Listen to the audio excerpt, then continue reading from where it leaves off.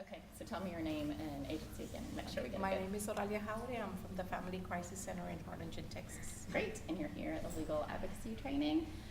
Is there anything that you have learned today that you weren't already aware of, or you've learned a little bit more about? Everything that I have heard today, I've learned. You know, there are so many, working with victims of sexual assault, a lot of the issues that pertain to legal status, I really was not aware of. I didn't, you know, I usually refer them to our legal advocate, but sometimes our legal advocate is not around, and it's so important to know a little bit of at least, you know, of legal issues that we can help her, you know, help her with. Mm-hmm. Do you have any cases that you can think of that something that you've learned today would apply to? There's a lot of cases that I work with that I have, you know, that will apply, especially some of the ones that are pertaining to housing. Mm-hmm. What are some of the housing issues that you've seen? One of them was she had just moved in, given a large deposit, and he was saying she was raped in the house. And at first she said, you know, I'm okay, you know, I'll be okay, you know, I'll change the locks and all this. Changed the locks, and somehow he was still coming in. So she was really afraid, and the landlord would not.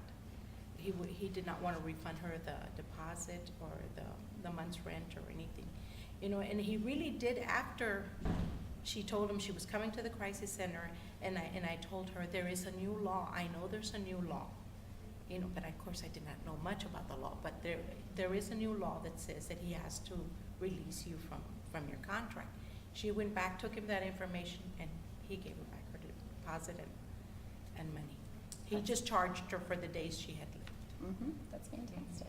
All right. So, and today was a lot clearer, you know, now I know the law. All right, well, is there anything else that you have learned or any other experiences that you can think of? Well, I've learned a lot. You know, this is a great conference, great training. I wish we had had a lot more people, because I really didn't understand what we were going to do when we were coming, and this is awesome. All right, thank you so much. Okay, well, that was it. Good start. All right, well, so tell me first what your name is and what agency you are with. My name is Gracie Villegas, and I am with the Bridge Over Troubled Waters in Pasadena. Fantastic. So going from question one, what advocacy practices or efforts have you or your agency engaged in that you feel have been successful? Well, most recently has been the housing, has been trying to assist victims in getting out of their lease agreements if there is a domestic violence or sexual assault.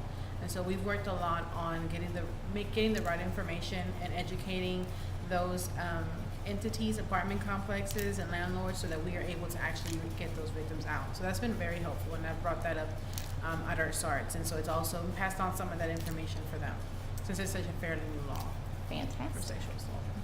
Now, are there any new ideas, practices, or efforts you've thought about while in this training that you would like to try in your community? Yes, actually a lot.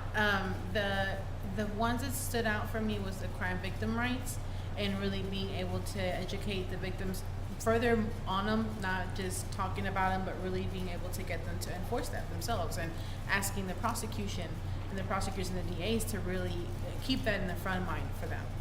That's a big part for me. And also just the whole process of the legal system that I was not aware of, and being able to educate that, pass that education to our victims, but also to other agency members, our organization, as well as in the community, and making them aware of that. Because I think for victims it's so important for them to know what's going to happen. It's that unknown that is so scary for them, and so when we're able to break that down for them, it really eases their mind. It's really able to help. I also got some great ideas on how to overcome some of the challenges that we're facing in our county, and so I'm going to bring that up to our SART and try to get probably some of you guys from Tulsa to come down and talk to them and get some more information, because I think it's time for us to be a lot more proactive. We're getting there, but I think we need to push it more. So, yeah. All right, great. Thank you very much. Thank you so much. Okay.